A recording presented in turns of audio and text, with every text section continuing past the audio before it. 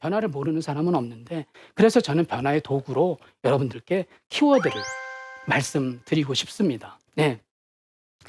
그러면 도대체 왜 키워드냐? 다른 변화의 방법도 많이 있을 텐데 도대체 왜 키워드냐? 이런 말씀을 하실 수 있는데, 저는 두 가지 이유 때문에 여러분들께 키워드를 강조합니다. 첫 번째는요, 키워드에는 힘이 있어요. 여쭤볼게요. 말에는 힘이 있을까요? 예, 말에는 힘이 있죠. 예, 그래서 많은 사람들이 말에는 힘이 있는지 실험을 해봤어요. 많은 실험이 있는데 저는 오늘 한 가지만 소개해 볼게요. 어느 초등학생들을 대상으로 실험을 했는데, 초등학교 어떤 복도에서 양쪽에서 학생들, 초등학생 2명이 달려와요. 달려오다가 복도에서 탕 부딪힙니다. 어깨를 부딪혀요. 그랬더니 A그룹, 한 그룹의 아이들은, 학생들은 부딪히자마자 가서 미안해, 다치지 않았니? 이렇게 사과하는 그룹이 있는가 하면, 한 그룹은요, 부딪히자마자 째려보는 거예요. 그리고 눈 똑바로 뜨고 다녀라, 뭐 이런 식으로 화를 내더래요. 자, A그룹과 B그룹의 차이가 도대체 어디에서 생겼을까요? 거기에는 비밀 하나가 숨어 있었는데, 이 아이들이 복도를 뛰기 전에 한 가지 과제를 수행해야 됐었어요. 어떤 과제였냐면 30개 정도의 단어 카드를 가지고 문장 3개를 만드는 거였어요. 근데 A그룹, 먼저 사과한 그룹의 학생들이 본 그 단어들은 뭐였냐면 선생님, 착한, 사과하는, 뭐 이런 단어들로 문장을 만들었대요. 그리고 화를 낸 그런 집단 그룹들이 만든 단어 카드는요, 도둑, 침입하다, 화내다, 이런 것들로 문장 3개를 만들었어요. 예, 놀랍지 않나요? 그저 단어를 가지고 문장을 만들었을 뿐인데 행동이 이렇게 놀랍게 달라지더라는 그런 실험의 결과를 우리가 보게 됐던 거죠. 여러분들이 지금 어떤 말을 하느냐, 또는 무엇을 보고 있느냐는 이렇게 여러분들의 행동까지도 달라지게 하는 놀라운 힘이 있습니다. 그래서 글과 말로 이루어진 키워드에는 당연히 힘이 있습니다.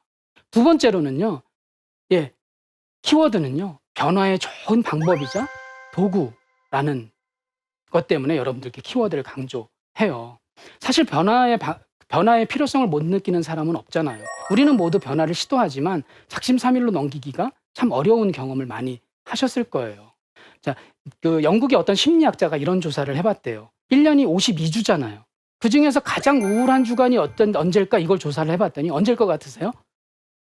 1월 셋째 주간이 가장 우울한 주간이래요. 이유가 뭐냐면 1월이 돼서 새해가 돼서 여러 가지 결심을 했는데 3주 만에 다 수포로 돌아간 거예요. 그랬더니 가장 우울하게 생각하는 주간이 1월 셋째 주래요. 예, 우리의 그 작심삼일보다는 조금 멀리 가네요. 어쨌든 이게 변화를 이렇게 유지한다는 게 그렇게 쉬운 일이 아니다라는 이야기죠. 저는 왜 이렇게 변화가 어려울까? 저는 변화의 방법을 모르거나 도구가 없기 때문은 아닐까, 이런 생각을 한 거예요.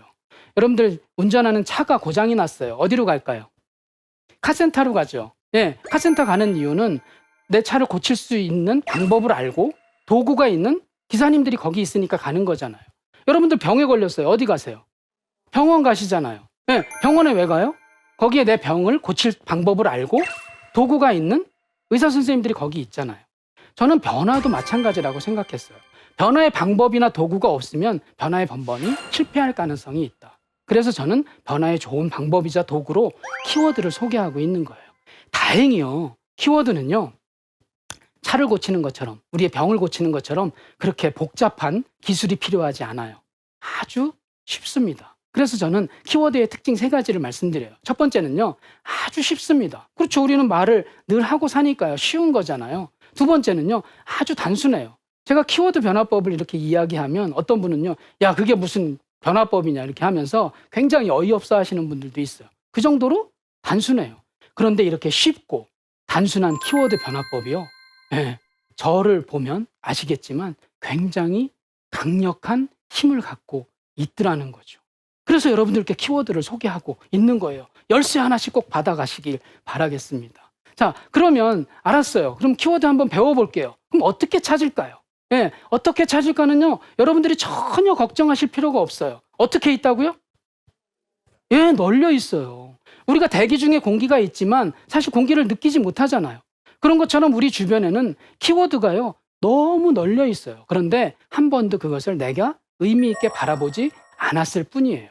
그래서 저는 오늘 여러분께 이 키워드를 어떻게 찾을까? 어떻게 의미 있게 바라볼까? 세 가지를 제안 드려요.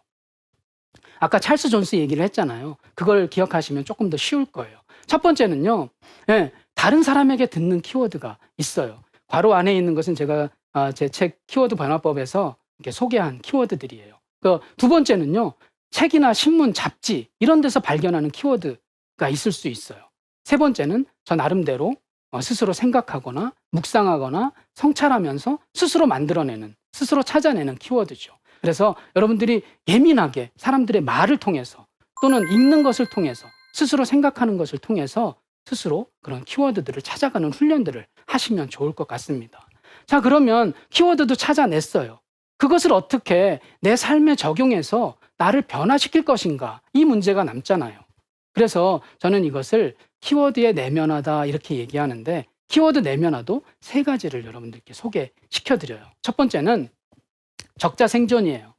찰스 다윈이 얘기했던 적자생존 아닌 거 아시죠? 뭘까요? 적는 자가 살아남는다 이런 뜻이에요. 사람의 그 기억에는 한계가 있잖아요. 망각의 동물이니까. 그런데 좋은 오늘 키워드를 받았어요. 배웠어요. 찾았어요. 그런데 그것을 어디다 적어놓지 않으면 잊어버릴 가능성이 높잖아요. 우리는 망각의 동물이니까요. 그래서 저는 키워드 노트를 마련해서 키워드를 생각날 때마다 또 발견할 때마다 이렇게 쓰는데 제 사례를 좀 보여드릴게요. 저는 이렇게 제 키워드 노트를 씁니다. 한 페이지가요. 한 달이에요. 그러면 거의 매일 키워드를 찾고 있죠. 여러분들은 그럴 필요는 없어요. 한 주에 하나, 일주일에 하나, 혹은 한 달에 하나도 좋아요. 1년에 하나도 좋아요. 그 키워드가 여러분의 삶을 변화시킬 수만 있으면 되거든요. 그런데 이렇게 매일 찾는 것이 의미는 있어요. 키워드를 그냥 바라보지 않거든요. 혹시나 내가 발견할 키워드가 없을까? 이렇게 예민하게 바라볼 수 있거든요. 그러다가 우연하게 이 키워드가 나를 변화시키거든요. 여러분들 만약에 낚시를 한다고 생각해 보세요. 낚싯대를 가지고 낚시를 할 때 바다 한가운데에 낚싯대를 들이대는 게 쉬울까요? 아니면 양어장에 낚싯대를 들이대는 게 고기를 낚는 게 쉬울까요? 뻔하잖아요. 그죠? 이렇게 제가 매일 찾다 보면요. 우연히 하나가 툭 걸려요. 우연히 하나 툭 걸려가지고 저의 인생을 바꾸더라는 거죠. 할 수만 있으면 매일 찾아보는 훈련은 굉장히 의미가 있습니다. 그런데 이게 귀찮다, 힘들다 이렇게 생각하신다면 아까 말씀드린 대로 한 주에 하나도 좋아요. 한 달에 하나도 좋아요. 1년에 하나도 좋아요. 반드시 그 키워드가 나를 변할 수 있는 키워드를 찾으려고 노력하신다면 여러분들이 인생의 변화를 가져올 수 있다. 그런 말씀을 드리고 싶습니다. 두 번째는요. 노출증 환자라는 표현이에요. 좀 과격한가요? 저는 이 키워드 노트에 적어놨지만 이걸 늘 열어놓지 않으면 사실 잊어버리기가 쉽잖아요. 그러니까 저는 여기저기에다가 그때 중요시하는 키워드를요. 여기저기 노출시켜 놓습니다.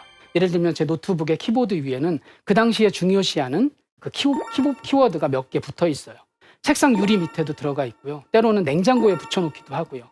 때로는 지갑에 붙여놓기도 하고요. 뭐 우리 휴대폰의 그 SNS 프로필에도 키워드를 적어놔요. 그래서 눈만 돌리면 바라볼 수 있게. 그래서 그 바라본 키워드로 내 인생을 변화시킬 수 있게. 거의 노출은 환자의 수준으로 해야 된다라고 해서 제가 만들어낸 말이에요. 노출은 환자급으로 해야 돼요. 그래야 그 키워드가 내 삶의 내면화가 될 수 있거든요. 마지막으로 첫걸음떼기라는 키워드인데요. 여러분들께 가장 중요하게 말씀드리고 싶은 키워드예요. 우리가 아까 우리 찰스 존스 얘기를 했지만 책을 읽고 또 사람들에게 자극은 받기는 쉬워요. 그런데 대부분의 사람들이 자극만 받는 단계에서 끝나는 가능성이 높습니다. 변화하는 과정이 어려워요. 이 첫걸음떼기라는 것은 한 걸음을 옮겨놓는, 실행을 하는 이런 키워드이거든요. 자극받는 단계가 아니라 내가 한 걸음을 옮겨놓는 게 중요하다. 사람들은요, 우리한테 큰 꿈을 가지라고 얘기해요. 맞죠? 큰 꿈을 가져야 됩니다. 또 큰 목표를 가져야 돼요. 그런데 그 큰 꿈과 목표를 이루기 위해서 오늘 행동하는 실행도 커져버리면 실행하기 어렵다는 거죠. 아까 제가 일어나는 시간 말씀드렸는데 6시에 일어나던 사람이 4시에 일어나서 2시간을 하루에 줄여버리면 거의 불가능합니다. 실행하기가. 그런데 저는 여러분들이 제 키워드를 통해서 눈치를 채셨는지 모르겠는데 제 키워드를 보시면 아주 잘게 썰어져 있어요. 자, 2시간을 함께 일어나는 게 아니라 저는 잘게 썰었죠. 한 달에 10분이라고 썰었어요.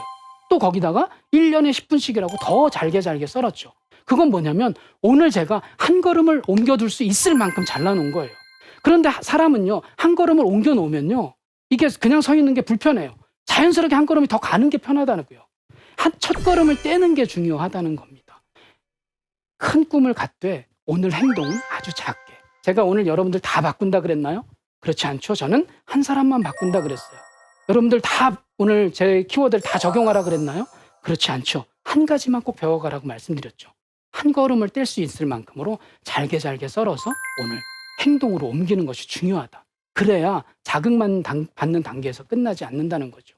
제가 5년 전에 책을 50권이나 읽었어요. 그런데 큰 변화가 없었어요, 제 인생에. 왜냐하면 자극만 받고 실행하지 않았거든요. 의미가 없어요.